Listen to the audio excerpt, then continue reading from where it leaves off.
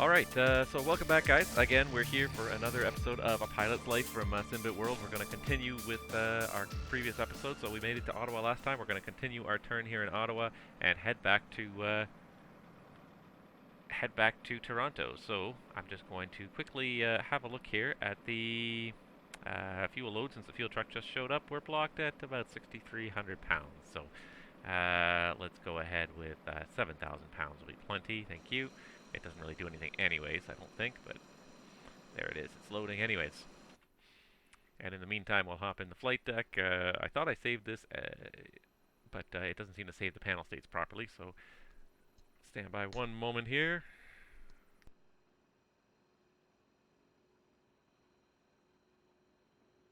And for some reason my track IR is not working. Stand by.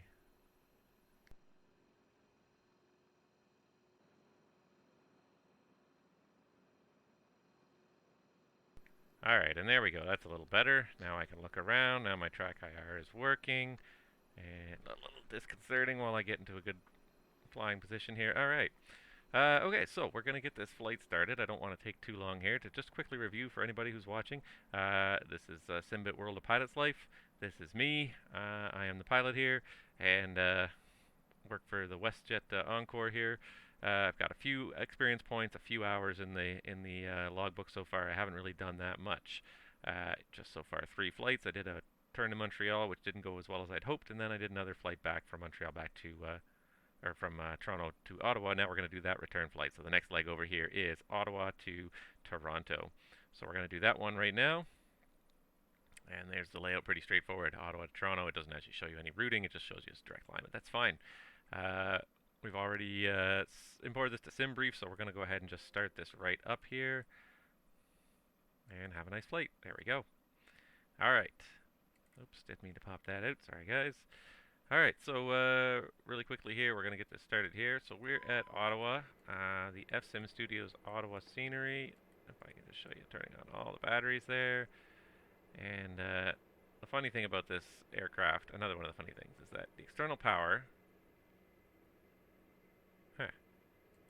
Why do I have... Oh, there we go. I must have popped that out by mistake. The external power should not come on its own. It's a relay, and if the switch is in this on position, it tries to engage the relay, but if there's no power when it tries to engage, then it won't engage when the power is added. So it has to be off when the power is turned on, and then once the power is on, you can then go ahead and try to engage the relay. If you have it in the on position without any power and then you turn on the batteries, it's not going to do anything. That relay is not going to move unless you actually physically move the switch. So you can see the DC external power light is on there, and that's it. And I don't think, can you guys? Yeah, you can see my mouse on my screen here. All right, so we got the windshield heat on, which is good. So we've got some of the doors open here. We're going to go ahead and just power on the FMSs because those are important for flying, especially in this aircraft. You kind of need them. And let's go ahead and call GSX and ask it to request boarding. So unfortunately this jet bridge here doesn't move. It's one of the few drawbacks. The scenery overall looks really quite good. It's a really quite a good rendition of Ottawa. The logos on the gates, the various details, scenery around the terminal building looks overall fairly good. But then the jet bridges don't move. And it's a sad thing to sort of pin an airport on, but it really makes a difference to me. It really does. I really, you know, without being able to pull that bridge up, it just takes away at least one level of immersion. I don't have GSX level 2, which means I don't see the people walking, so I can hear them walking, but I don't see them.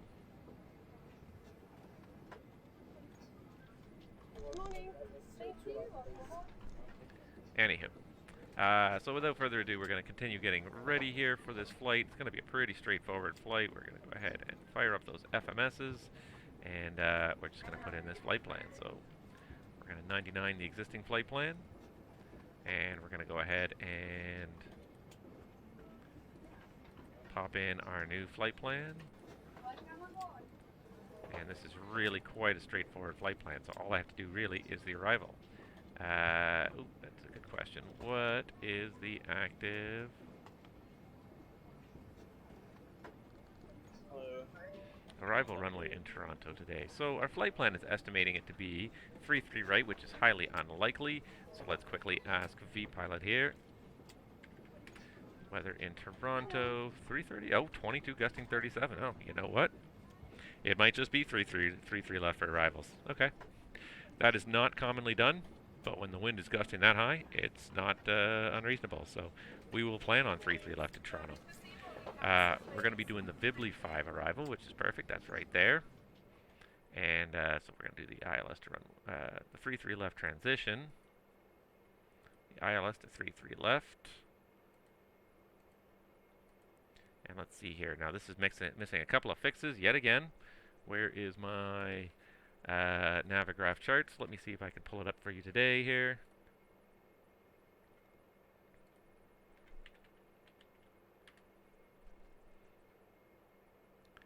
And I'm just loading up my flight here.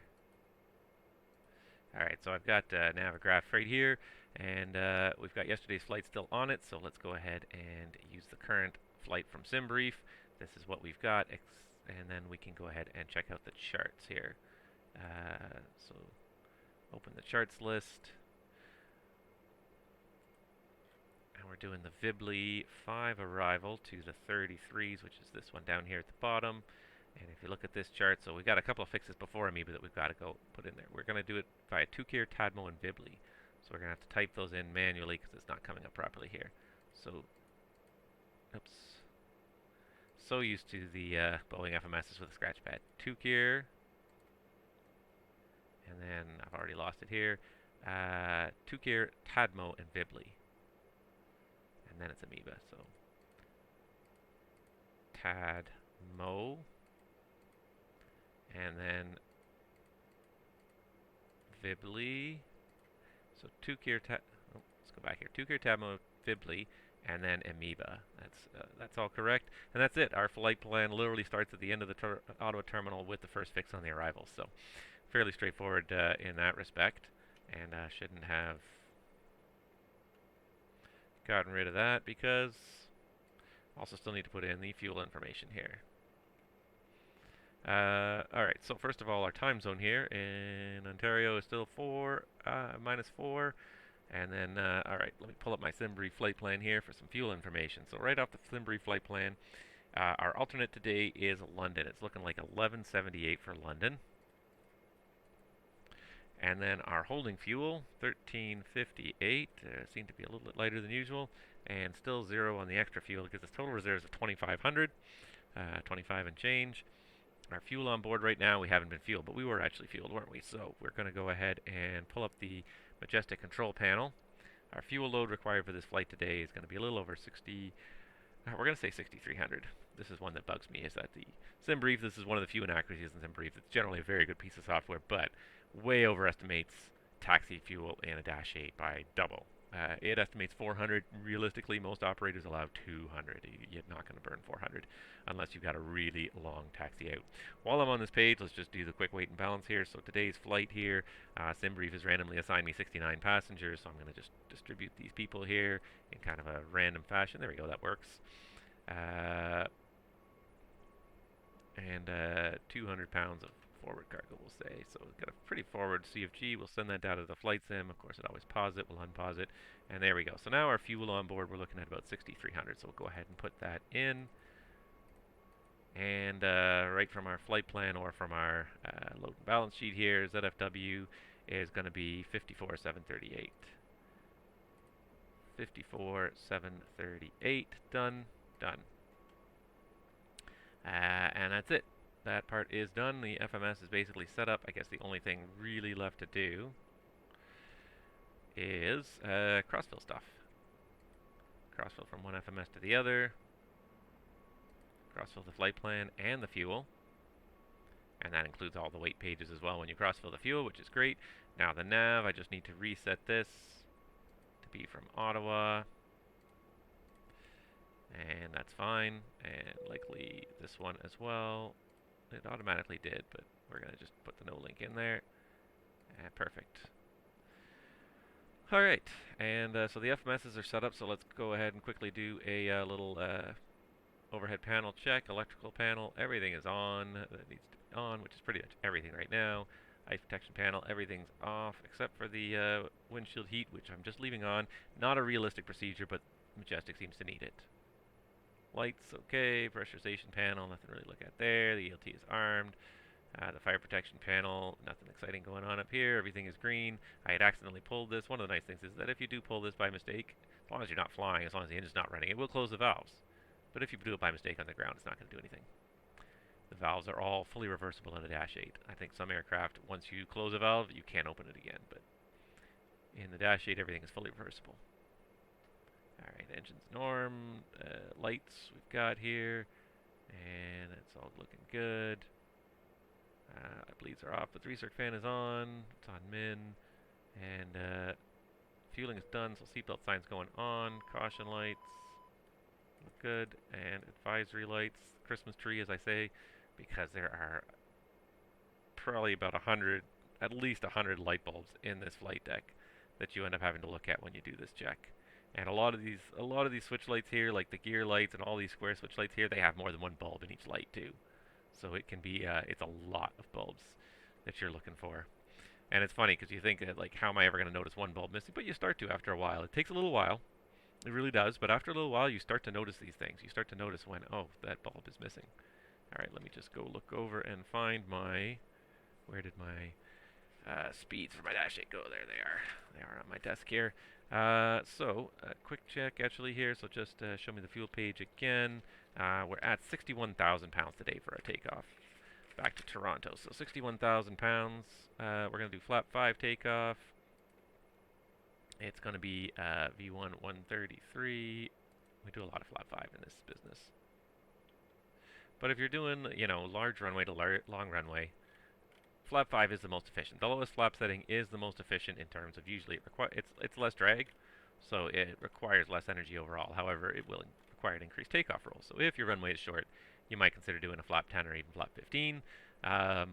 If the runway's not short, usually you won't do a flap 15. You'll do the lowest flap setting that'll usually get you off the ground is usually the most efficient. Let's get nav mode going here. We can press the go around button and press heading alt cell while we're over here. We'll also arm the yaw dampener. Yaw damper. I don't know why I said dampener. Alright, quick check over here at my other terminal here for the Ottawa weather.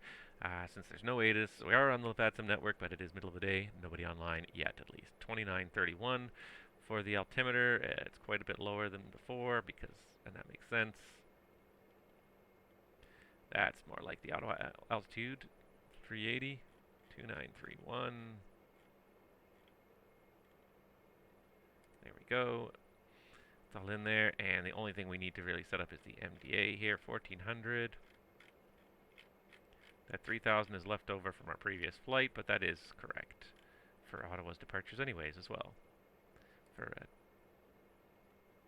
just going to get 071 actually. What runway are we going to use here? 340 at 14 gusting 20. So we'll use runway 32 today, which I am 90%. Oh, it's a right turn onto the runway. And I'm 90% certain that it is bang on 320. I'm going to check the charts in a minute. We'll brief and we'll check the charts in a minute. But we'll just set everything up. There's no need for this to be going around anymore. Alright, so we got all this stuff set up in here. Everything looks good. We got the gears down with the lights. Nothing's turned on. FMS is all set up. None of the pumps are on. The auto feather's not on. None of this stuff is on. It's supposed to test the CVR daily. It doesn't actually work in this aircraft, but if you hold the button in for a couple seconds, you'll see a green light. Let's get that trim a bit closer to centered. There we go. We got the Unicom frequency up. We got ACE transponder code anyways. It's not a very good code, so maybe we can just go ahead and squawk a different code. If I can get this thing to, there it is. There we go, 2000, and flip it over.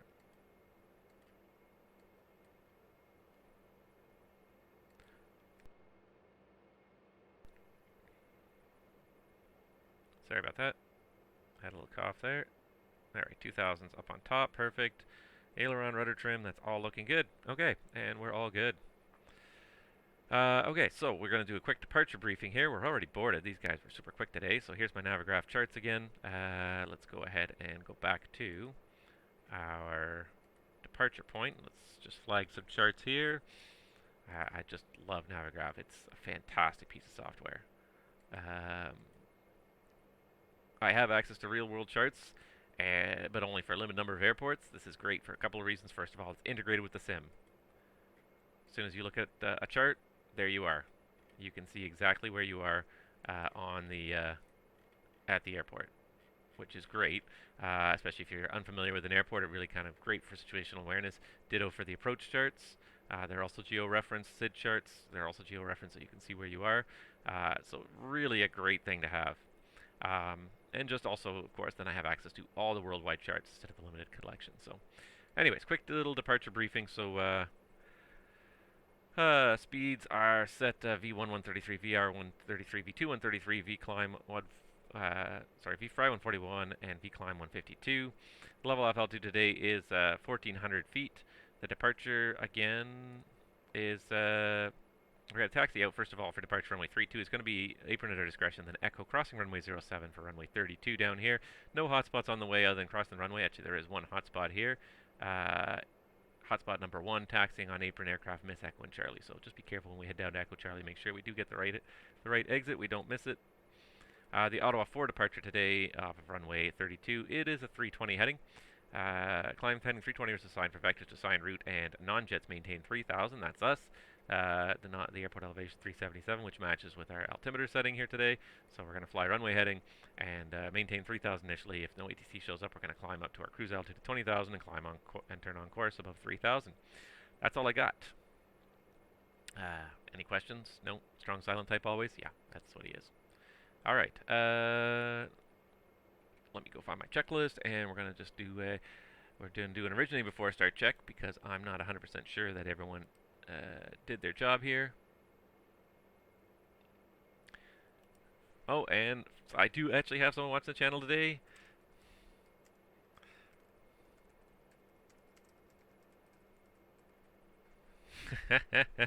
Hey Phil, shouldn't you be working? We got somebody watching the channel today, so I gotta put on a proper game face here. All right, there's my checklist. All right, so we're gonna start right from the originating before start check because the aircraft was fully powered down when we got to it. So external power, APU external power is on. Recirc fan is on. Emergency lights are armed, and the anti-skid is on. External check will say is complete the gear pins. If I haven't learned my lesson yet, please, for the love of God, check to make sure the gear pins are not installed. And if you're ever really not sure, you can always do a walk around. So if you go and do the walk around in your aircraft, if I can find the right angle here somewhere, there we go, this one will do.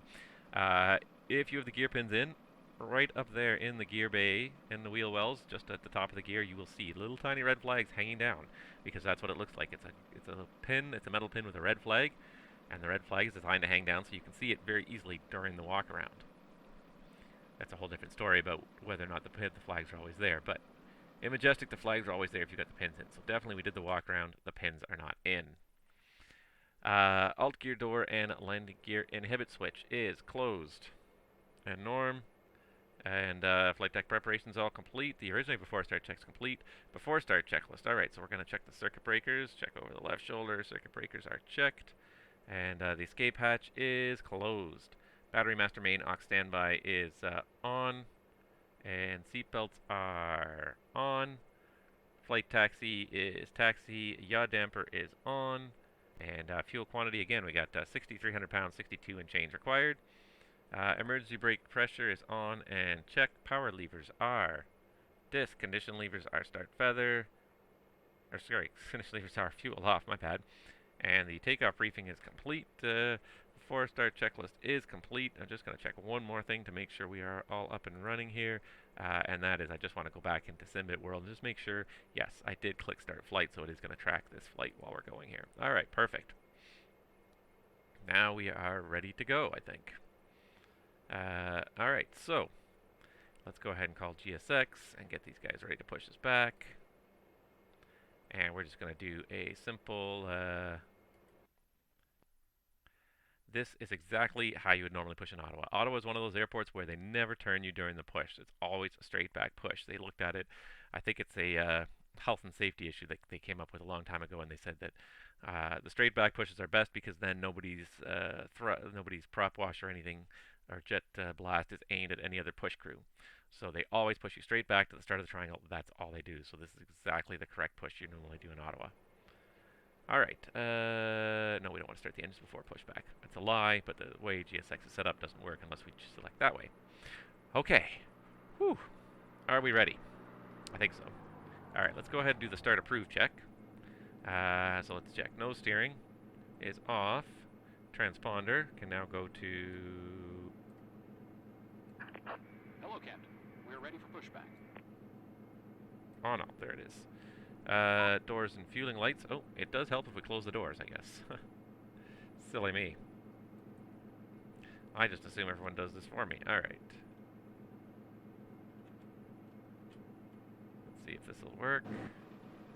Show me external view. Yes, the doors are closing. And yes, we got 6 in the green. Alright, perfect. So doors and fueling lights are out. APU bleed is off, and the anti-collision is going to red. Not that way, the other way. The other way for red. There it is.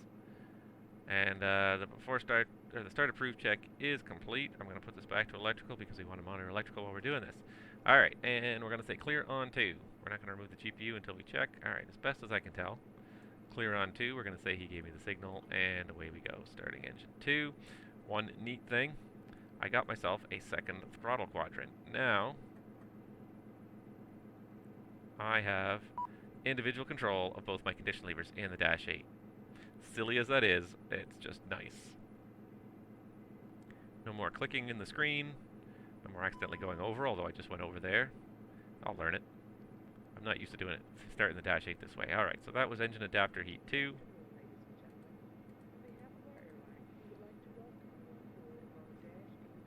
And looks like we got a good start on 2. Let's go ahead and take off external power. Let's make sure DC generator's holding. Yep. Alright. Signal the guy. Yes, you are okay to remove the GPU. And there it goes.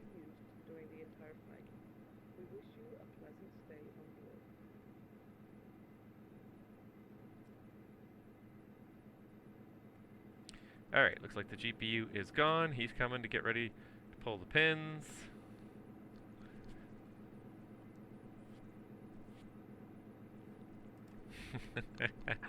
Locking gear.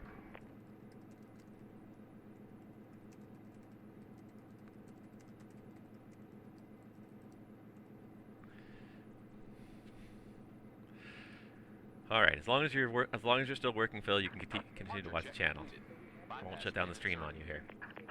Release parking brakes. All right, he says we're good to go. Parking brake is going off. Commencing push. All engines clear. Start at will. Very good. All right, push is underway. Looking good. We're going to take a quick look out the window. Prop is spinning a little bit in the breeze, but otherwise it looks all clear. So go ahead and start engine 1.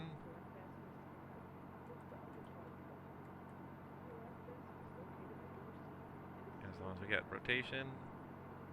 Oh, that's so nice to have a second condition lever. I'm also going to enjoy this flying my 747.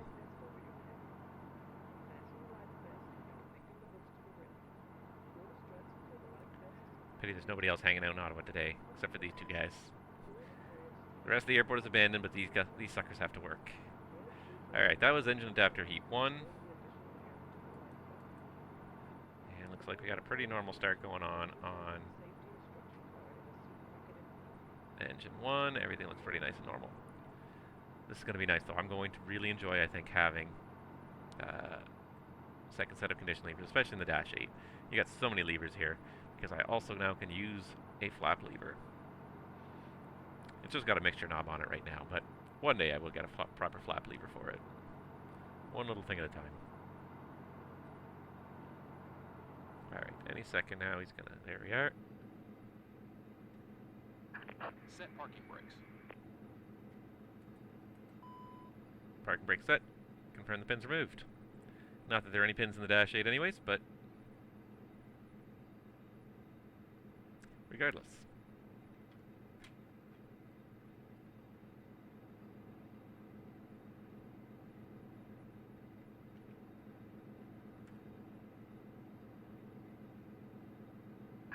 Unlocking gear.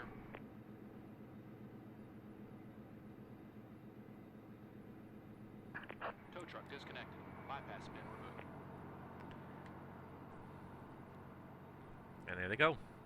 Alright guys, thank you very much. We'll see you next time.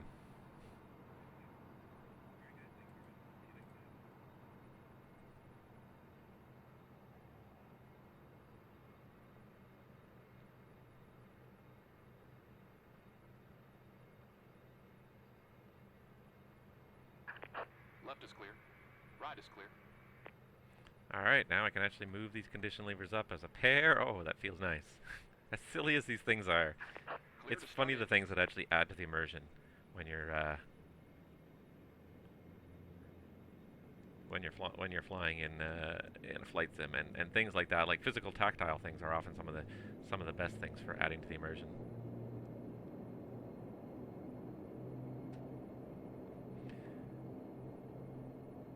Alright, we got 650, the AC gens are online. Alright, let's go ahead with the after start checklist.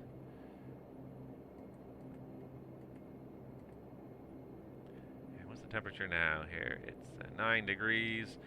We are going to need the props and windshield heat on. Switch to the FO's flow here, get the bleeds on. And watch this, flap 5 without even using the mouse. Oh, that's a neat thing. Doesn't have any detents either, and that's going to be annoying for a little while, I think, but nevertheless. Alright, control locks off.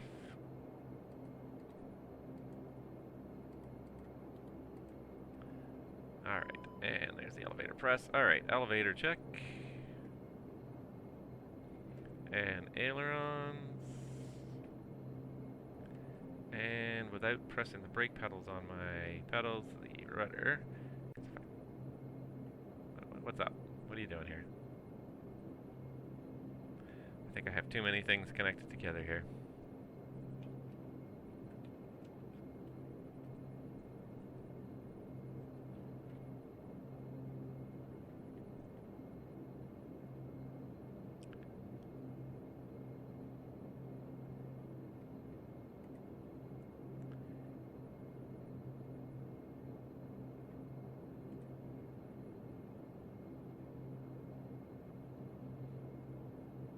Alright, it seems like I lost my rudder pedals there for a second, and yeah, everything's lost for a second there. Alright, I seem to have an issue. Stand by.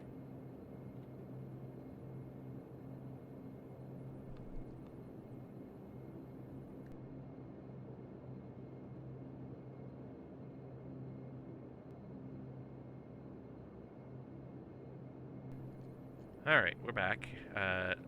Seem to have a little bit of an issue with some of my USB stuff now, so hopefully that doesn't rear its ugly head again, but we were on the rudder check. The rudder check is passed there. We can then turn the nose steering on. Oop, not that. No steering. Alright, and the after start checklist. So start select light is... oh, I got distracted here. Gotta take off number 3 isolation valve. Alright, start select light is out. External power, APU are both off. Bleed air 1 and 2 is min and on. Ice detection standard plus props and windshield. Caution and warning lights checked. Just park and brake battery. Temps and loads. Check.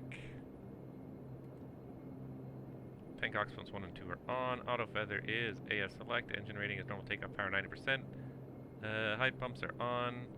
Height press and quantity are both checked. Height 3 and elevator checked. Flight controls checked and free. And the de-ice pressure also checked.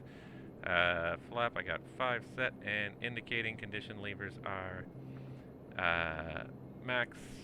No steering is on. Radar navcom is all set up. Unicom in 2000, and PFD, MFD, ED is all set. The after start checklist is complete. Sorry about that, guys.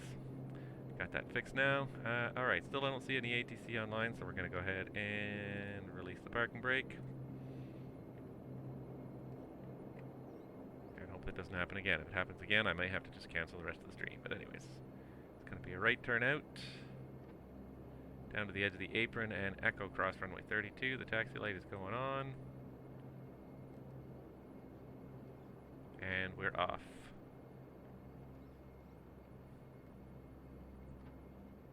Alright, nice to see that I'm not the only person using a pilot's life. The thing I like about it most right now is the schedule generation feature. That seems to be the most intriguing part.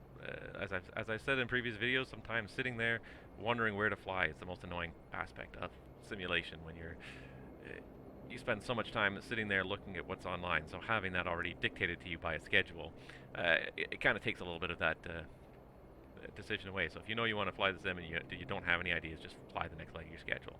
You don't have to. I mean, it's optional like anything else. You can do what you wish, but it's nice to have that as an option. All right. Crossing runway 07, and we're going to make a call on Unicom. Ottawa traffic, Encore 3463 is taxiing Echo for departure runway 32 or crossing runway 07. And as well as that, oops, that was not what I meant to do at all.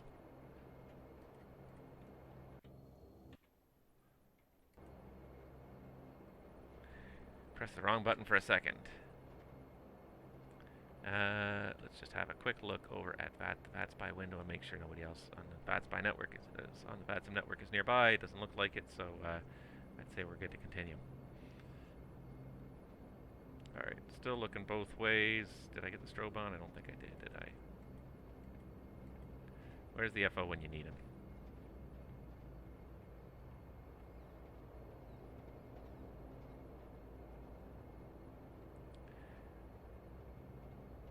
Alright, and the strobe's going back off.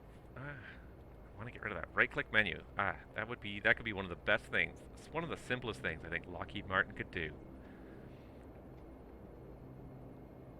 Alright, would be to remove that right-click menu. Just make it an option. Somewhere in the options menus, make it just a checkbox that says disable right-click menu.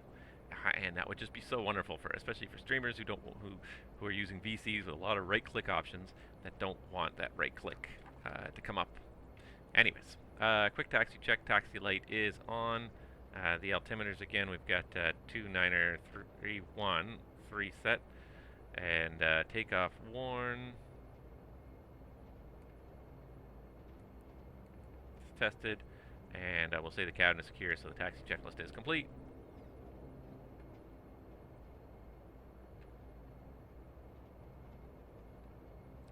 I do like the looks of these clouds. They really look quite good. If I didn't know better, I almost wouldn't think they were computer generated. There's something somewhat pseudo-random about it. Some dark patches, some light patches. It really does look quite good.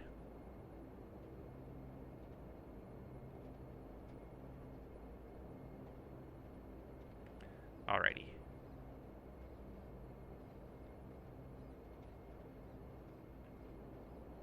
Here we are at runway 32. And again, the joy of voice Unicom.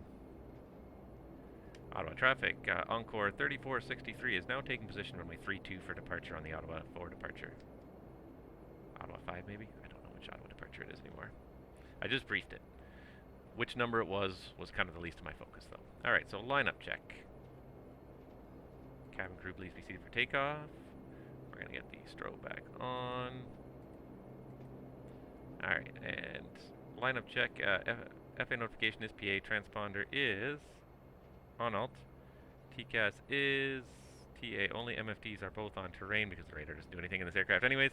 I would turn it on if it was doing something. Bleed Air 1 and 2 is min and on, and flight taxi is flight. The lineup check is complete.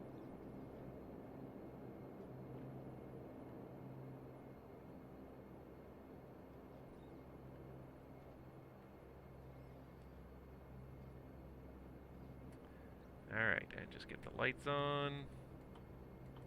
Clear myself for takeoff, and away we go.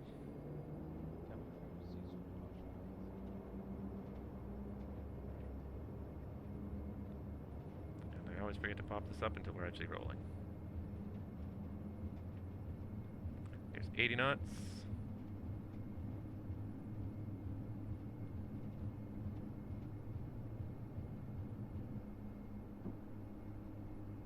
P1 and rotate on its own. Doesn't really happen like that in real life. It won't rotate until you pull it. Anywho, positive rate. Gears going up.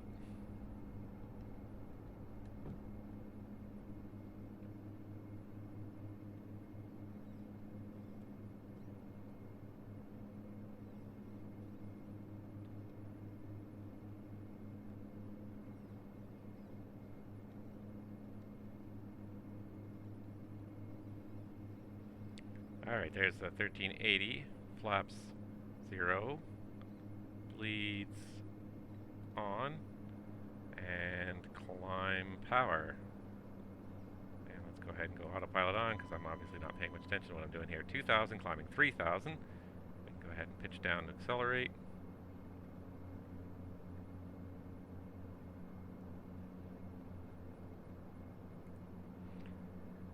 I gotta say, like, the photorealistic texture looks pretty good here.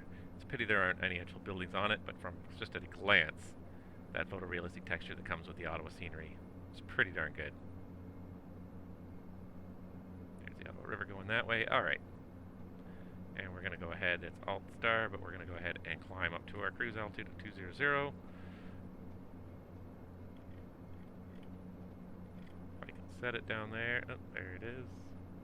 200, and we're going to go ahead and turn on course. Pop this up for a second, and go DTO. Number 3 is 2 gear.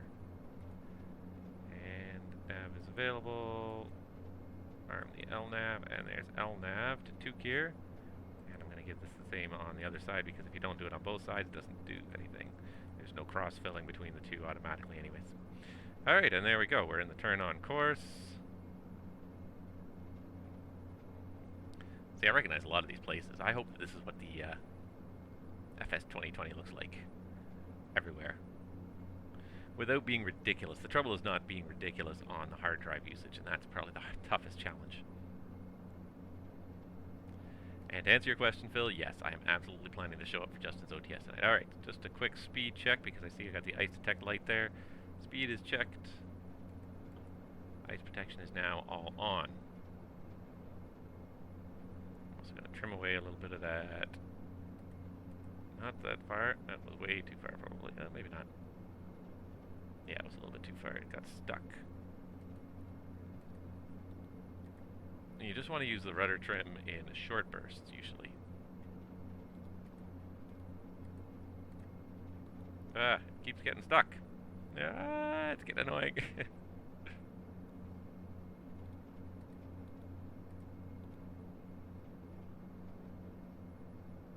So worse than it was before. There we go. Alright, quick after takeoff checklist. Turn off 1, 2, 3, 4, 5 switches. Alright, and a quick after takeoff checklist. So the landing gear is up, the flaps are 0. Loving that flap lever that works now. Climb power is set. Bleed air 1 and 2 is norm and on. Auto feather is off. Tank ox pumps 1 and 2 are off. Hide pumps are norm. Engine temps and pressures. Everything looks green and hunky dory. 705, 706 on the ITTs. Okay. Ice protection is all on right now. And FA notification. It's a little bit bumpy right now. We'll wait just another little bit here. And there goes 10,000 right there. We're going to keep the passengers seated for a moment here. Just going to break out the top here, it seems. So we're just going to wait a moment to chime the FAs here. But yes, to answer your question, Phil, yes, I am going to take this lovely airplane up for Justin's OTS tonight. Do some torturing of him up north somewhere. Fly some uncontrolled airports, some full procedure approaches just to give him a full workout. Alright, here we come. We're coming at the top, so we'll go ahead and chime the FAs.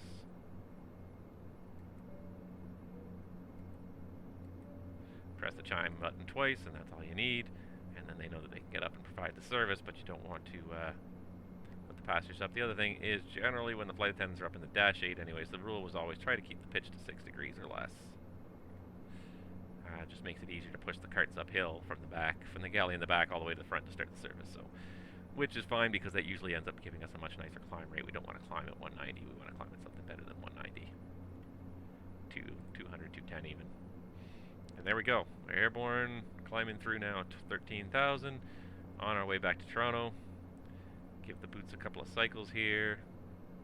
And then we'll go ahead and turn off the ice protection system.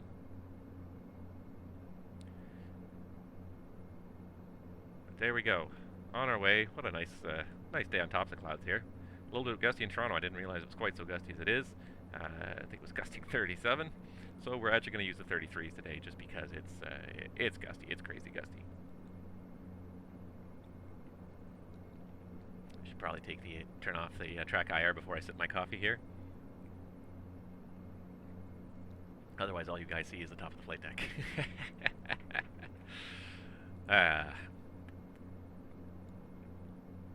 So there we are. We're on our way. So yeah, I did get one neat little addition to my flight sim setup, hardware edition, which is I got a second throttle quadrant. So I have the CYTEC yoke and the CYTEC throttle quadrant that comes with it. I decided to get a second throttle quadrant. And just a couple of things. First of all, for the 747, which I do love to fly, and I would love to have control of 4 engines, basically. Until now, I've been using one thrust lever to control all 4 engines because you can do that in flight sim, and it's fine, but it's really not very realistic, and it doesn't allow for subtleties like helping to turn the aircraft with the engines, things like that. So I will now have 4 thrust levers at my disposal for the 747, which is going to be great. And also for the Dash 8, more than anything. The Q400, I will now have I now have separate levers on my desk for the 2 throttles and the 2 condition levers, and I can even use a flap lever, which is also nice and realistic.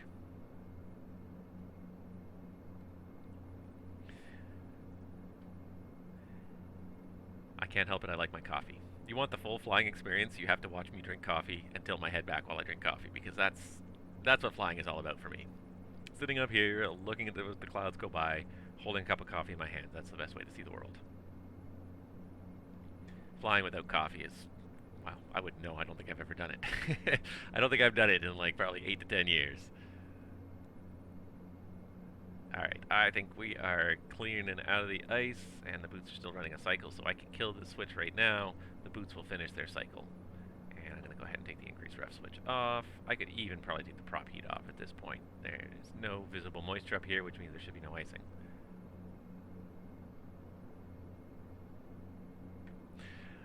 I am tempted to get some of the honeycomb stuff as well right now. I'm pretty happy with my setup. I think more than anything, especially with a second throttle quadrant on my desk, I need a bigger desk. This is the first thing I'm going to need more of, is I'm going to need a bigger desk now. The throttles are almost too close. I have to kind of sit with my leg right against one edge of the desk in order to be able to get the throttles to a somewhat normal position. So at some point in the future, I'm thinking of designing a desk that's more...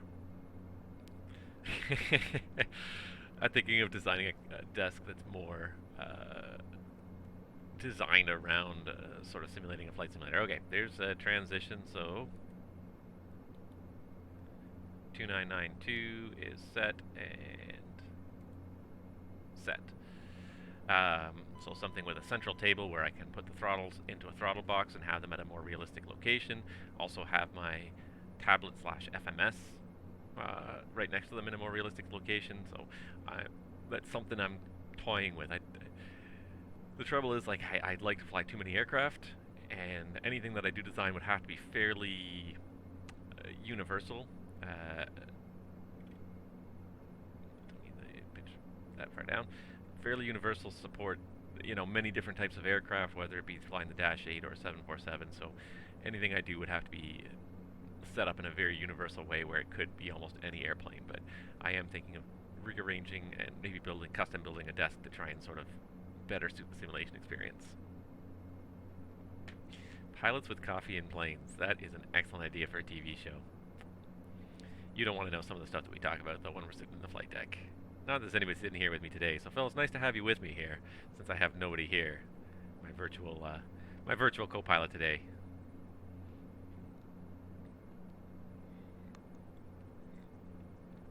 I really am a big fan of Comedians in Cars Getting Coffee. I think that show is great. So I think that pilots in planes sipping coffee would also be a good premise for a show, because it you end up with so much time to kill, especially not so much on Ottawa legs, because Ottawa legs are pretty quick, but with certainly longer legs, anything like 2 hours, even just going to Atlanta, Minneapolis, or even Dallas, Texas, Denver, places like that, you spend a lot of time in the flight deck, and generally, other than a little bit of changing frequencies, not a lot is happening en route. You're doing periodic fuel checks, but I mean that's every 20 to 30 minutes, and just looking over the systems to make sure everything's working. Other than that, you're sitting there and hoping that the guy next to you is a good conversationalist, because you got a lot of time to kill. I am just sipping my President's Choice homemade drip brew here, so. And that was actually the last sip of it anyways. I might need to go refresh my cup. Don't get me started on Starbucks. I'm just not a fan. I think it's overpriced.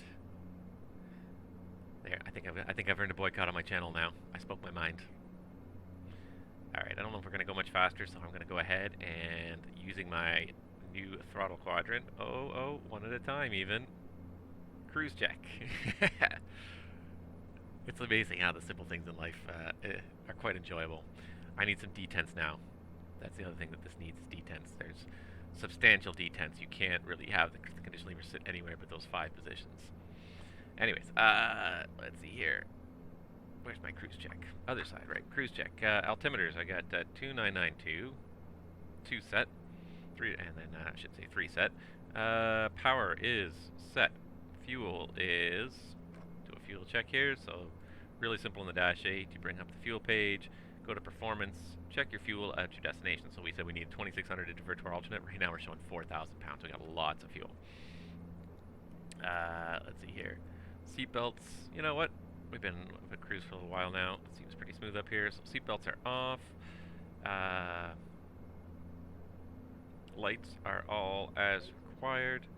And cabin press checks.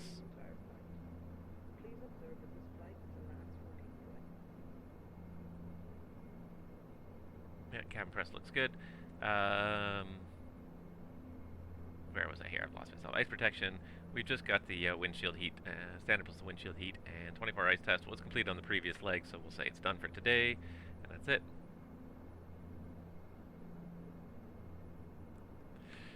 This is the thing. I can't justify the price for Starbucks. That's the biggest beef I have. It's not really that good coffee, and they charge so much for it.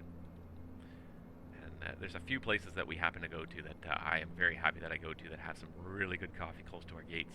Minneapolis is one of the ones that comes to mind. If you're ever in the Minneapolis airport, and this goes for anybody, if you're ever in the Minneapolis airport, depending on where you are, it's kind of a long walk because that's a huge airport, but in the E-concourse, down at the end of the E-concourse, is a place called Roasting Plant, and it has some of the best coffee I've ever had anywhere. And I'm like a milk and sugar, cream and sugar kind of guy in my coffee. I will drink their coffee straight because it's just so tasty to begin with. You don't need to add anything to it. The coffee tastes so good. You can, it's, again, and the funny thing is that's not that much more than Starbucks charges for a cup of coffee, but it's such good quality coffee there. So ever in the Minneapolis airport, the place is called Roasting Plant Coffee. I think there's a couple of them around the Minneapolis area, but the one I go to is at the Minneapolis airport. Is right near the gate I'm normally at, so it's really good coffee. Anyways, time to start thinking already about our arrival into Toronto. I'm going to go ahead and just check the weather again here on my vPilot. And overcast 2008 degrees, 29 or 58. The winds are still gusting 32 knots out of 330. So just going to have a quick look as well on my VATSIM to make sure that I'm not running into anybody here. But it doesn't look like there's too many inbounds to Toronto right now. It looks like I'm going to be alone on the ground in Toronto for the time being. That's okay. Alright, so let's just have a quick look here and make sure, first of all, that we're set up for the arrival into Toronto. So should be set up for the ILS to 33 left. Alright, so we are set up for the ILS to 33 left. And we're going to go ahead and pull up my landing numbers already, because you want to be ready ahead of time. This is a short leg. It's usually 36 to 40 minutes. It really ends up being very quick sometimes. So in the Dash 8 performance page, here's your landing weight, 58.8, but that's assuming we continue to hold max power all the way to the runway. Obviously, when we reduce our power, when we reduce our power level, we're going to reduce our fuel consumption. So we usually add about 500 pounds. So we're going to say about 59.2. I'm going to round it down a little bit. Usually you'd round it up to be safest. I'm going to just round it down a little bit because we're going to be pretty close to 59. So for a flat 15 approach at 59, we're going to do 23 and 13.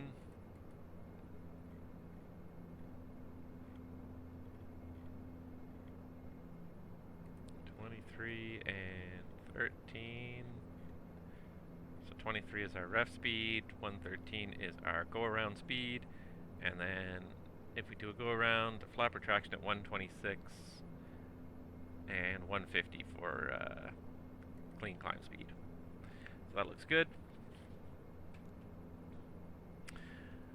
Unfortunately for Toronto, I don't have any recommendations really. There's nowhere that's that great in Toronto that I can really highly recommend, sadly.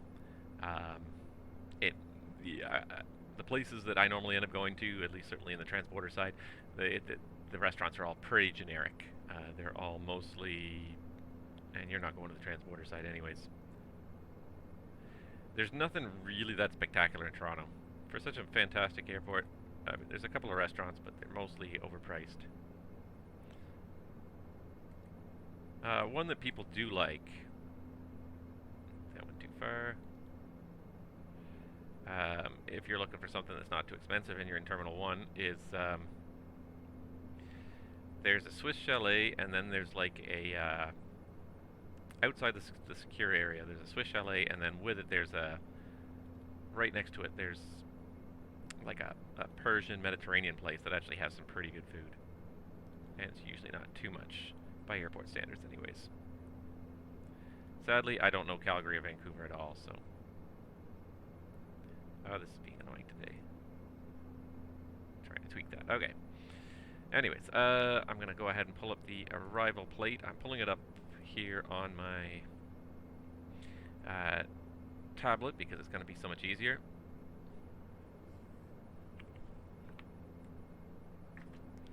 So I'm just going to pull up my sim brief on my tablet here because I'm just going to want to look at the FMS here. So let's see here. We're going to pull up Toronto, and we're going to make sure we have the arrival and the ILS. So we got the arrival up. I need the ILS to 33 left, and then I need the taxi charts as well eventually here.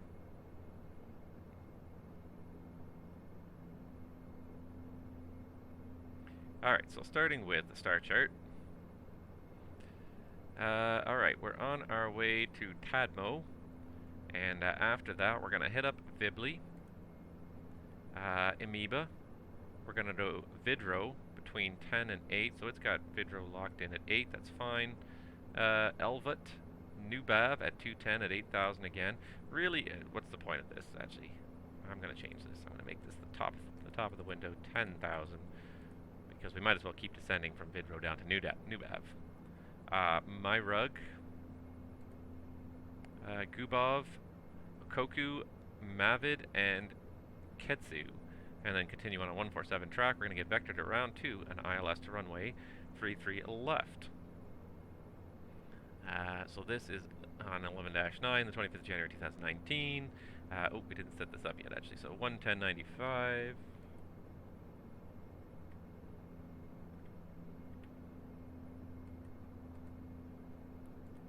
And 110.95 on number 2 as well. Nope, there we go. Come on, do it. There it is, 110.95 on both sides. Alright, and we have to set the inbound course of 327. So there's the course. 327. There it is.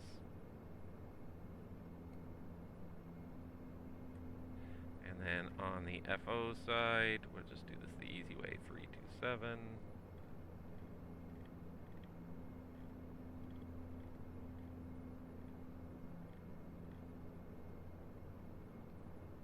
tell you, this FO is useless. I have to do everything for him.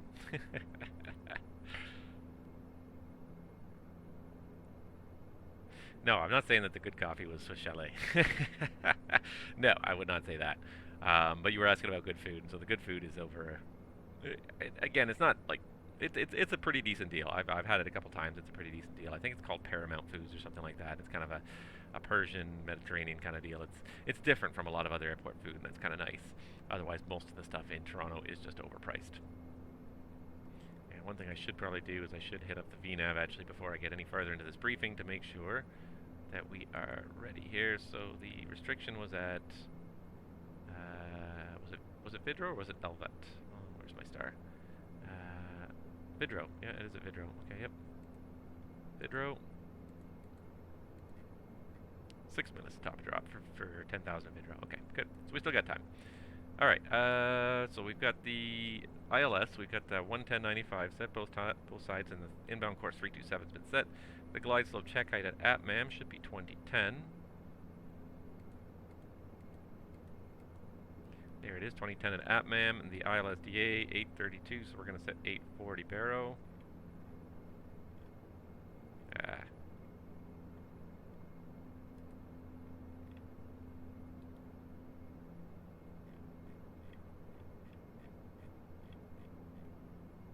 840. There it is, 840 baro, and the touchdown zone at 548. So we're going to set the LFE, landing field elevation, to, yeah, it's basically about 500.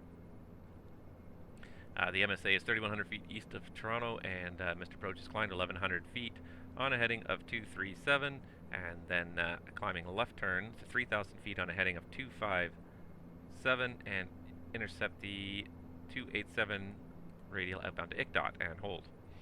The notes are all fairly normal for Toronto, nothing crazy on this approach. Should read it a little carefully because I don't often do this approach.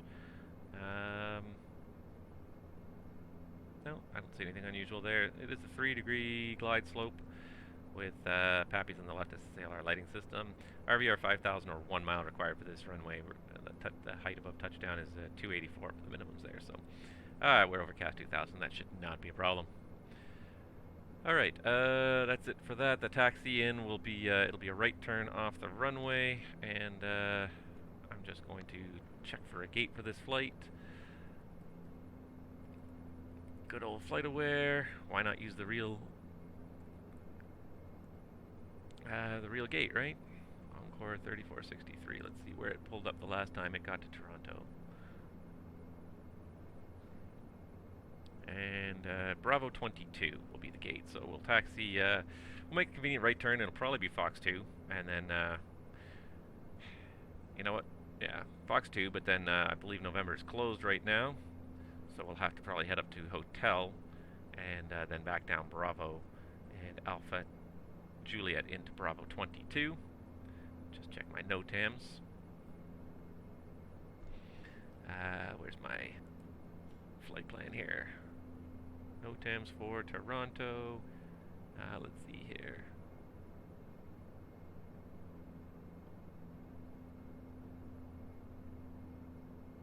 Oh, you know what? I don't think. Oh, I think it's open. Oh, we can't take November. Okay, good. It was closed earlier, but it looks like it was closed earlier in the week, last week, but it looks like it's open. So great, we can do it. So we'll taxi easily. Fox 2, November. Crossing 33 right will be the main hotspot on the way, and then Bravo down to Alpha Juliet for Bravo 22. All right. Terrain is 3,100 foot MSA. Weather is mediocre in Toronto with very gusty wind. Overcast 2,000 is not terrible, 50 miles viz. It's the gusty wind, so we're not going to do the reduced MP landing. We're going to do condition levers full max for this landing because that helps with the acceleration of the engine reacting to wind gusts on final. Operational, otherwise I've got nothing else operational.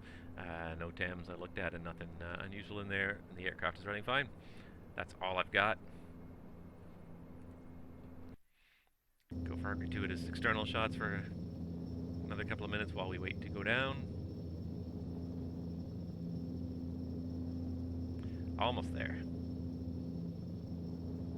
Oh, see, when I look at the external view, I have an FO. Sometimes I wonder why if I guess it would probably be too detrimental to the performance, but wouldn't it be nice if they added some virtual FO? Sometimes you sit in the left seat, you look over and you see somebody sitting in the right seat. But I guess when you look at the performance that you get inside the flight deck as it is, with the virtual cockpit up and everything. There we go. And actually, I'm just going to check one thing as well here.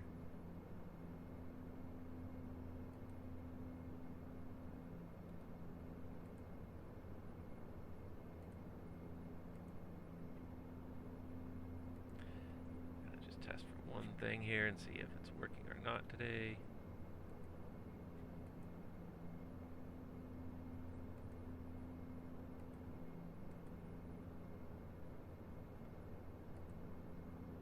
Yeah, that doesn't seem to make much of a difference.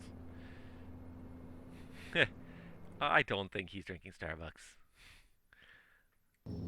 I'm pretty sure he is just messing with my controls. Hey, hands off. What are you touching so much in there? Should be sitting there with a book and cruise. Why do they both have their hands on the control column too? One guy should have his hands on the control column, one guy should not. Alright, here we come to top and drop. Let's get a lower altitude programmed in there. Let's go 10,000. 10,000 feet, alt cell, and arm the VNav. And we're ready to start our descent. He is not drinking Starbucks. There's no way. Well, actually, I don't care what the FO drinks. The FO can drink what he likes. It's a free country. You're free to like what you like. Just not my cup of tea, as it were. Alright, we're about to start down. I'm going to do the descent check just before we start down here. So descent check fuel, again, was checked, wasn't checked in the briefing, but it was checked before. Let's check it one more time here, showing 4,100 pounds over Toronto. We're going to be fat with gas when we get there. Approach and landing briefing is complete. Cabin altitude controls are set for landing in Toronto, and the cabin PA will say it's complete. The descent check is complete. Here comes the VNav pass. Better get the power back, or we're going to overspeed this airplane in no time. And I think what we're going to do, and one thing we're going to need to do, of course, is trim as we reduce the power.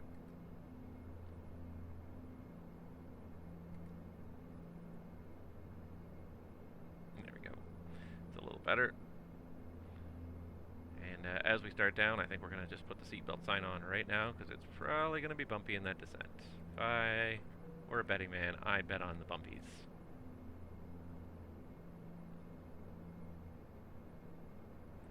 Alright, but we're getting there. Just check here on my Simbit world. It does show the flight is progressing. 53 miles to go. Passing through 18,000. We're almost there. Still got quite a bit of flying to do, though, because we got to set up for a downwind. And that's a little bit awkward.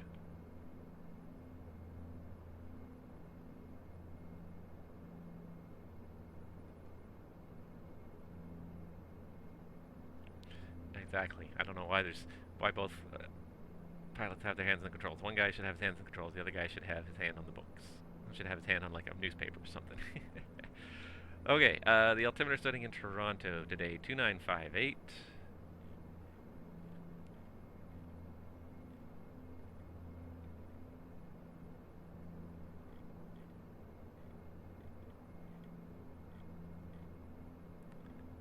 Yeah, that's the trouble is that the virtual cockpit has such a hit on the frame rate already that drawing a first officer there, virtual first officer there, with any kind of reasonable level of detail that wasn't just like a couple of cubes, like a Minecraft character, would be a huge, probably, performance hit, unfortunately.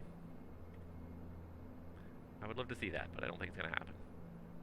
Not in this generation of sim anyways, but maybe in the next generation of sim, when we all start to get even more powerful computers, and more powerful video cards more than anything, I guess. Alright, I'm going to put the prop heat on preemptively now, because we're getting close to the top of the cloud here, so visible moisture. There's always a chance of picking up some icing.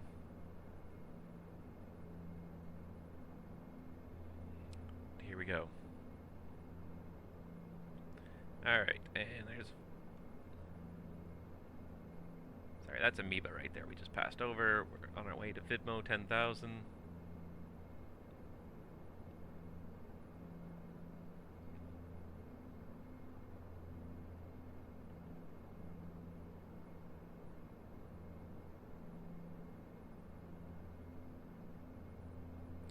Almost looks like I could reach out and touch them.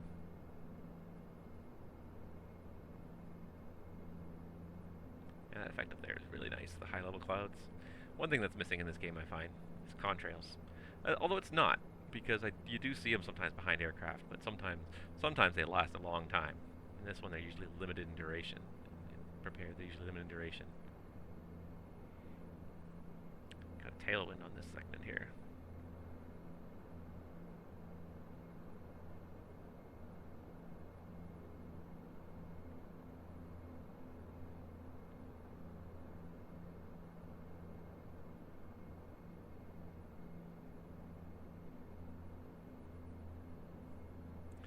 It's a pity I don't have any ATC.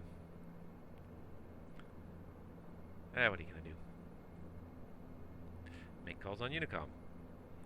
Just watching to see once we're about 30 miles out from the airport, because then we should be able to overlap with anybody else on Unicom. Ugh. Sitting in the seat for too long already today. And this is a short flight. The next flight on my schedule, if we look it up here, is a Myrtle Beach turn. That's going to be long. That is going to be very long. Let's see here. It's blocked at 2 hours and 25 minutes. That's going to be a one-way stream each way for sure. It's gonna have to find some time, and probably will not be here chatting the whole time I do that stream. Just starting to get to the top of the decks here at 10,000.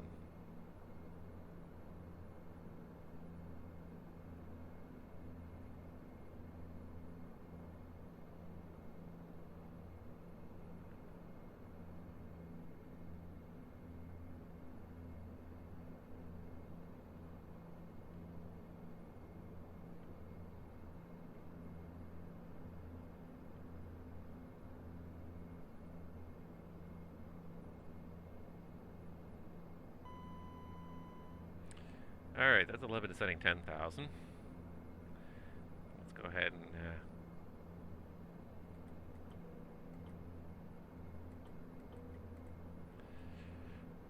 let's go ahead and signal the flight attendants.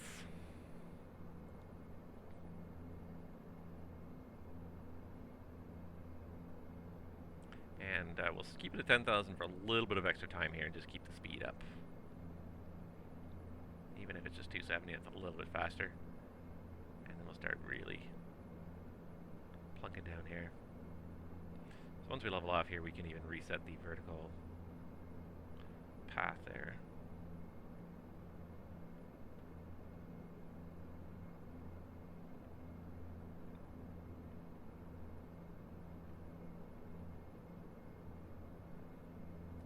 She really does not want to level off here.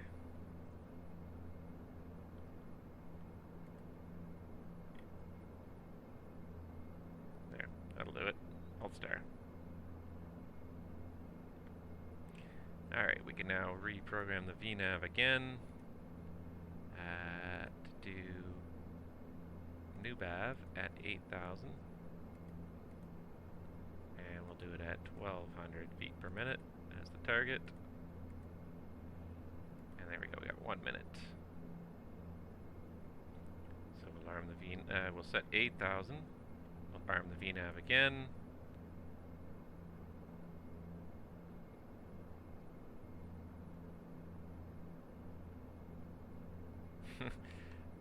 Coffee and some lunch, huh?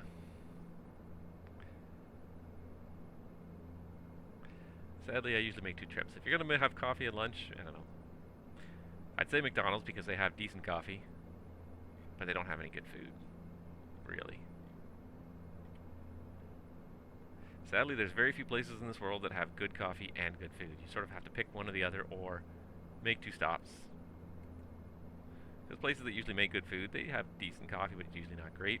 But the places that make good coffee, most of them have pretty lousy food. Alright.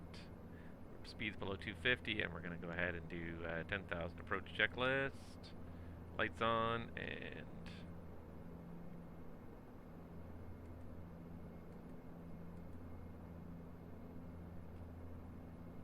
VNav path.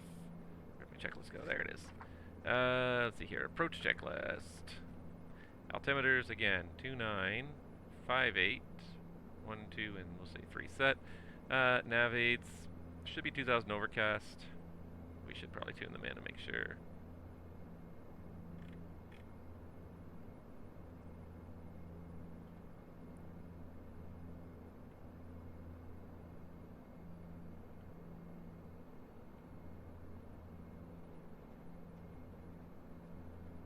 It is 1095, right? Yep.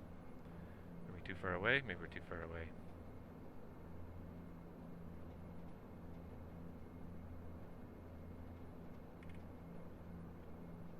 I'll leave the volume up and hopefully it'll come in at some point. Oh, it's getting bumpy now. 9 descending 8, there's ice detected. And speed checks for the increased ref switch. We'll circle back to the nav aids, but the fuel transfer is off. Why do I always end up turning this pump on and off? Tank ox pumps are on. GPS high blep 15 is selected. Hide quantity. Checks. Caution and warning lights. Check. Seat belts are on. Lights are on and cabin secure. And the nav aids will complete the approach checklist. And we're definitely within 30 miles of Toronto. So Toronto traffic, Encore 3463 is on the Vibly 5 arrival. Planning an ILS to runway 33 left. Got a little bit slow there. So I guess we're supposed to cross it at 210 here. Alright, and we'll just set 4,000 now.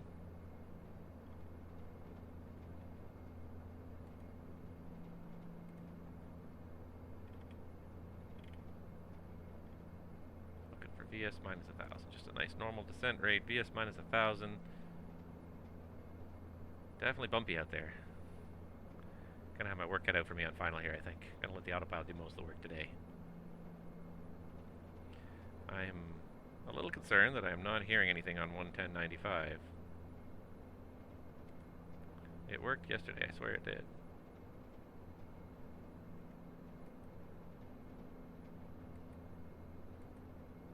Should be up. Well, we'll watch for it as we turn final. Let's just see if the FO's got a signal.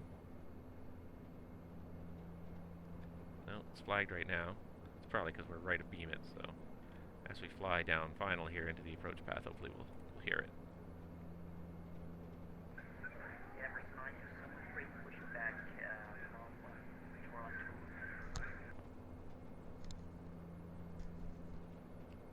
Well, there's somebody else out here.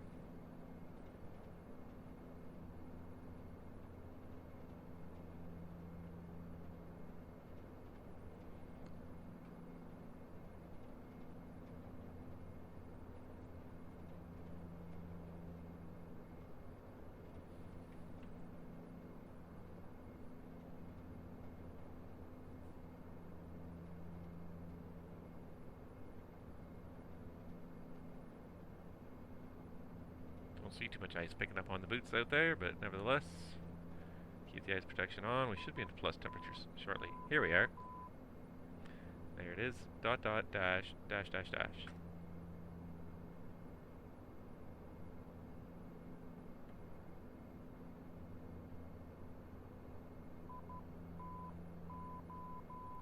Perfect. Okay, so it was just a question of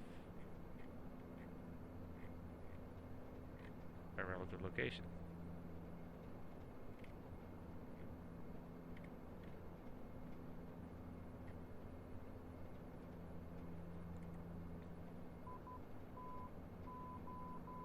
Perfect. Alright, the nav aids are identified, and we'll say that the cabin crew just called us and said that the cabin is secure for landing.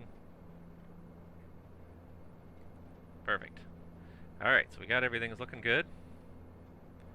And we're just going to make another radio call once we turn on to final here. So, what did we just pass? We passed Urban.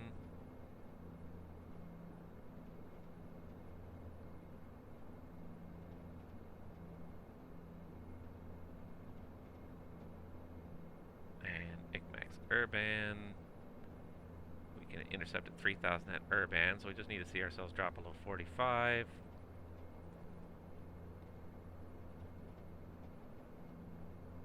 And we can probably just turn inbound at this point, so we'll go ahead and set that. Heading to 2. 40. That's 5 descending 4. Let's go ahead and set 3,000 for the intercept now. Still not a very nice day out there. But we are into +3 now, so hopefully we should stop getting ice and we should be able to turn off that increased ref shortly. Let's go ahead and do a manual leg change. So let's do from ICMEX. Inbound. Oh, see some ground contact out there. Flight path angle too steep. That's okay. I don't care about the flight path angle so much.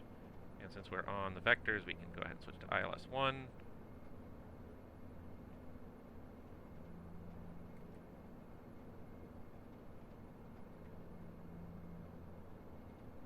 let's go ahead and heading 300 for the intercept.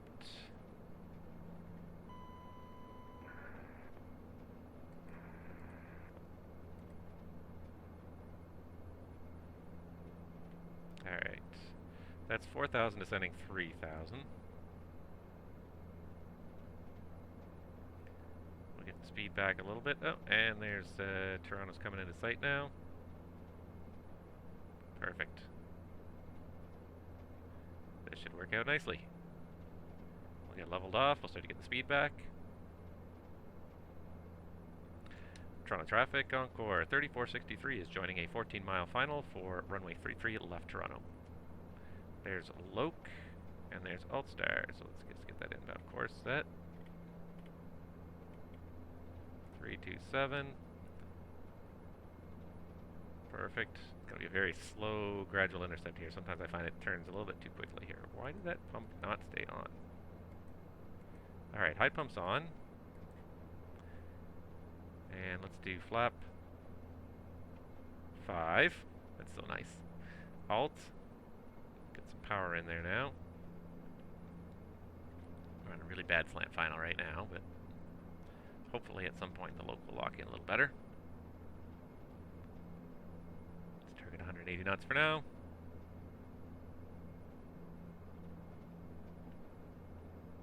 Just not quite out of it here, but close.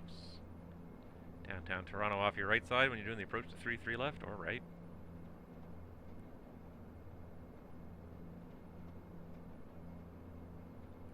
And the glide slope's slowly coming to life here.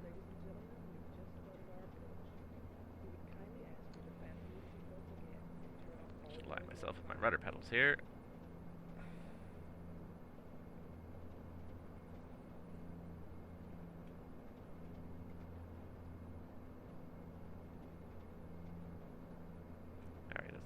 Better.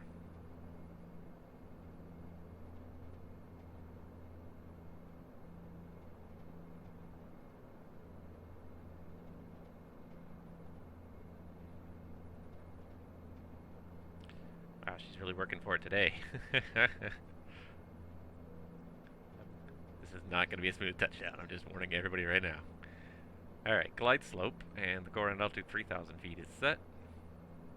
Runway is in sight. We're just ever so slightly off the center line, but we're correcting slowly. A little bit of a crosswind from the right, mostly a headwind.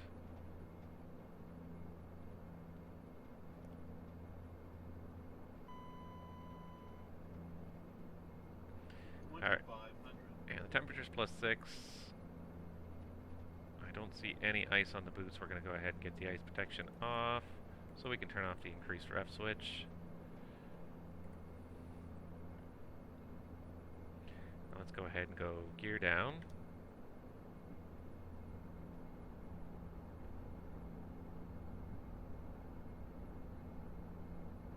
There's 3 green. Flap 10.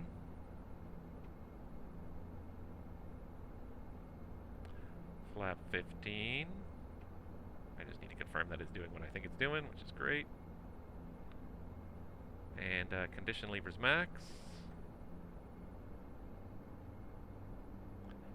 And the landing checklist. So landing checklist, where am I here? Standby high press P2 controller on, landing gears down, 3 green, flap is 15 set and indicated, and condition levers are max. Ice protection is a standard plus props and windshield, bleed air 1 and 2 is min and on, and the FA notification will say is PA, a landing checklist is complete. And And here we go. Back to ref speed. We're getting a little low on the glide slope. Correcting. There it is, glide slope.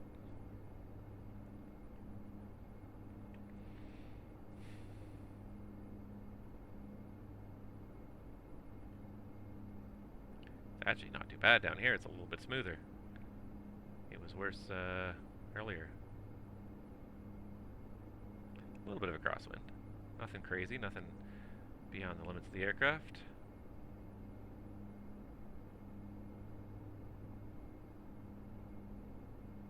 Carrying a little bit extra speed in case we do get gusty again here. Stable. Just bring it back a little bit.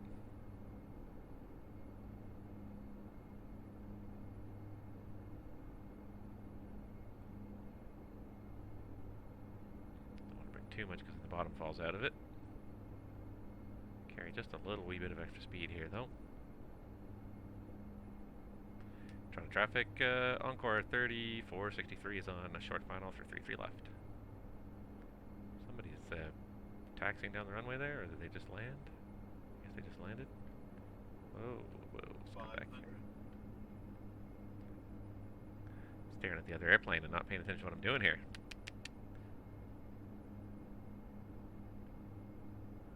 Alright, we're back to stable. Wow, what is with this autopilot here? Alright, disengage in the autopilot.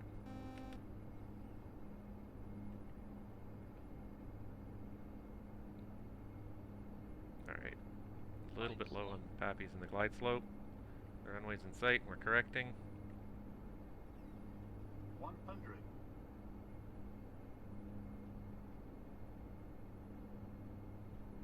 50, 40, 30, 20, 10.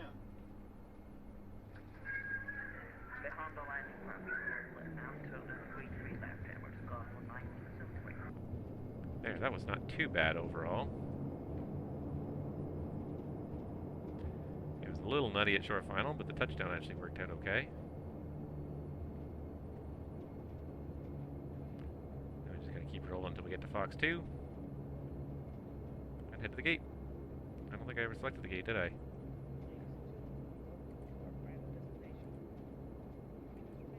Nope, actually.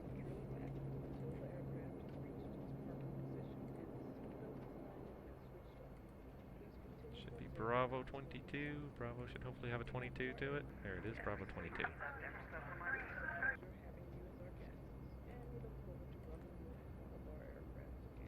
Oh, I don't know what, handled by WestJet. Good.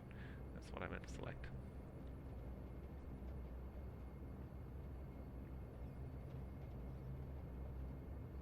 A little bit overkill there on the tiller.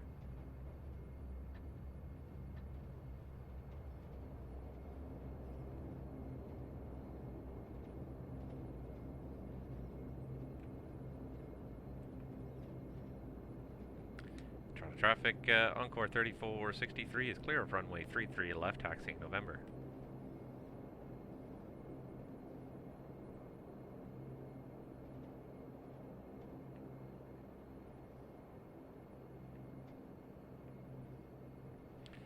Alright, and clear the runway.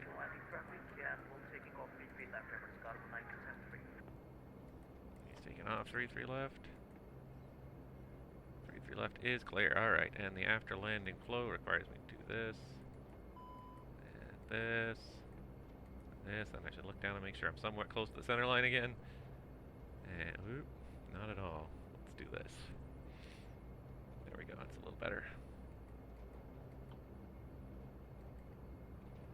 Alright, and the flaps can go all the way up. Alright, we call for an after landing checklist. It is nice to have voice unicom, it definitely makes things easier on the go. Focus though, focus. Alright, we're gonna just cross this runway first. Stop over controlling. Better. Toronto traffic, Encore 3463 is crossing runway 33 right at November. Beacon back on.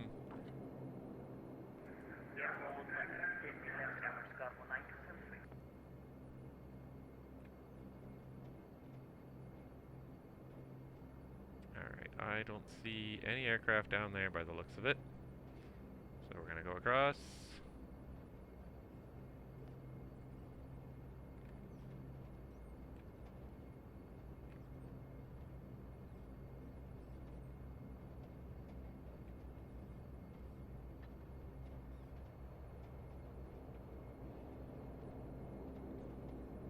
Toronto traffic, Encore 3463 is clear of all runways and taxiing Bravo for Terminal 3.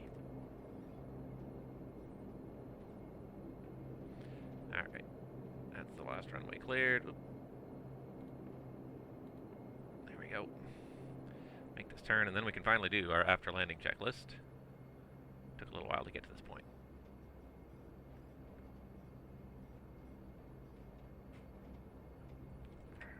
High-speed climb, memory Chicago 973.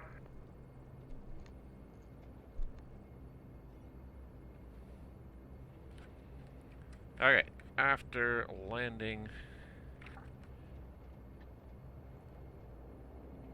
checklist, there it is. Alright, so radar should be off, transponder staying on alt, flap is up, control locks are on, tank ox pumps are off, yaw dampers off, light taxi's taxi, anti-collision is red, all other lights are as required, ice protection is all off except for the windshield heat, main bus tie is tied, and the APU staying off for this arrival. The after landing checklist is complete, and the one thing I'm going to pull up here is make sure we're ready to request the ground power once we get to the gate. Alright, so this is Alpha Tango right here. We need Alpha Juliet for Bravo 22. I'm 90% certain without looking. I should look at the chart. I really should, but I didn't. But I'm 90% certain that it is on the inside of the horseshoe here at Terminal 3.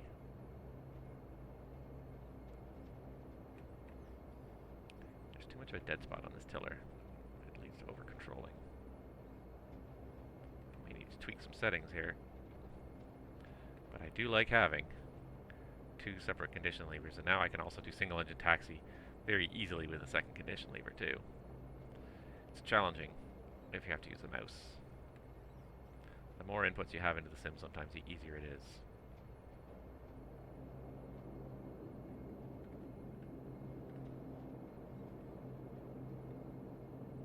Alright, nobody's coming up Alpha.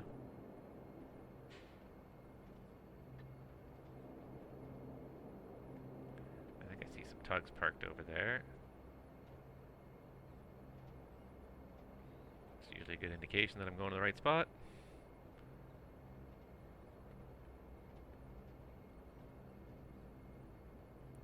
And away we go.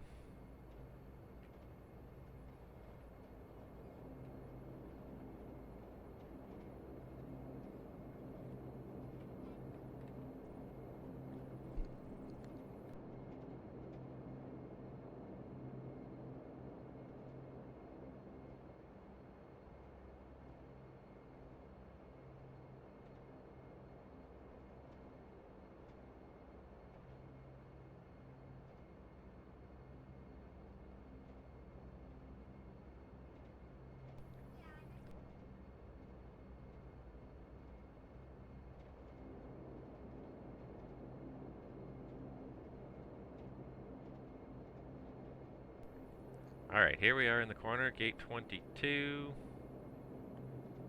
Let's look at the pavement, make sure we got the right triangle here, and let's get the taxi light off. For the sake of my marshaller, this says gate 24, which means that this one over here, and it looks like I do have a marshaller standing at it, is 22. Perfect. Got there on our own. A momentary distraction, but we're here now. Still left, huh? Alright, he likes it now. On the center line. And if you just judiciously use the beta range here, the disking nicely, you can avoid using the brakes in the dash 8 almost completely altogether. Takes a little bit of patience. And the sound is really key too, even more than looking at anything else. The sound is what's key in this airplane. It tells you how close you are. I'm going with the marshaller, not the sign.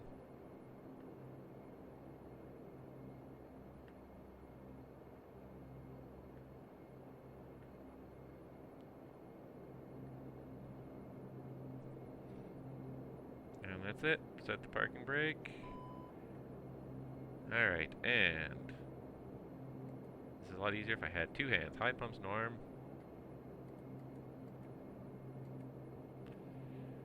And condition levers. Start feather, just like that. Love it. Meanwhile, this guy, I'm going to request that you hook up the GPU. Start my timer for 30 seconds. And call for the shutdown checklist. So shutdown, taxi light is off, and the transponder can now go to standby. Emergency brake is on. Standby high press P2 control are norm. Power levers are disc. Condition levers are start feather. No steering. Oh, I didn't do that. I didn't do half my flow here. I was bad. It's so weird because I'm doing flows for two people at the same time. Alright, so no steering is off. The seatbelts are now off. Bleed air 1 and 2 has been an off. And external power APU, so let's check the external power. And this guy again also should have switched this to the electrical page. Yep, external power is on. And there's 30 seconds, condition levers. Fuel off. Lights. As required. Standby oxymain batteries.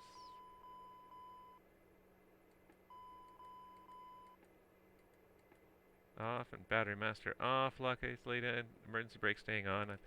Alright, and that's the shutdown checklist complete. We are here. Let's operate that jetway if we can get it to work today. Yes, thank you. Perfect. And we're going to go ahead and open that door so that when the jetway mates with the aircraft, the door is already open and it doesn't crunch the door. And that's it. We are here. Another successful flight. The gear retracted and everything. I find that funny the jetway is going through the scenery that was actually put in here. Alright, we're going to ask for deboarding. And just waiting for the jetways to finish operating.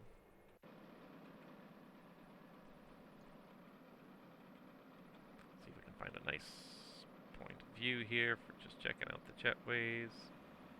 And there we go. And the other thing it's going to want, and the self-moving stairs. I always love those little self-moving stairs there. Move themselves into position. Alright, but there we are. Here comes the baggage loader. He's going to go drive around the other side to unload. Hopefully he'll drive around and not through the aircraft. Passengers are leaving. Everything is good. Life is good. And we have finished our flight. So, current flight here in a pilot's life. And we hit end flight. Give it a couple seconds to calculate. And there we go. We got a decent amount of experience, less than 50 feet per minute landing. That was a nice soft landing in the end, despite the gusty winds and a little bit of fun maneuvering on final there. But we managed to do it. We got 4 flights in the logbook now. We got another 1, 2, 3, 4, 5, 6 flights to finish our monthly schedule, as it were. The next ones are long ones, though. A Myrtle Beach turn. That's a long one for the Dash 8. It's not super long, but it's 2.5 hours. So as the stream goes, I'm probably not going to sit here and talk for the whole stream. But I will get it done sometime soon. It's most likely going to be next week, because I'm going to be probably just not going to have the time for the rest of this week. So, but anyways, thank you guys for watching. Thank you all of you out there who are watching, and I will definitely see you guys around on the VATSIM network. Enjoy the audio for VATSIM. I think it's great. The voice unicom, that's fantastic. We watched that guy leave, or we heard that guy leave. We didn't. When we saw him taxiing, it's such better situational awareness when you're able to talk and fly at the same time instead of having to take your hands off the controls to type a text message. So the voice unicom is just it's revolutionary in terms of just making things so much easier and and by making it easier, it makes it much more immersive and also easier for us to actually do the position reports that we're supposed to do. So that is a wonderful thing.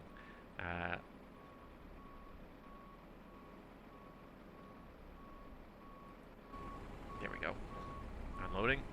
Yeah, so that's a wonderful thing. I'm happy to finally be able to do that. And yeah, so stick with me. It's probably going to be at least next week. It might even be 2 weeks. I'd like to try and stream every week from now on, but it's probably going to be at least next week before I might get, or the week after before I get a chance to do the Myrtle Beach turn, or at least the first half of it anyways.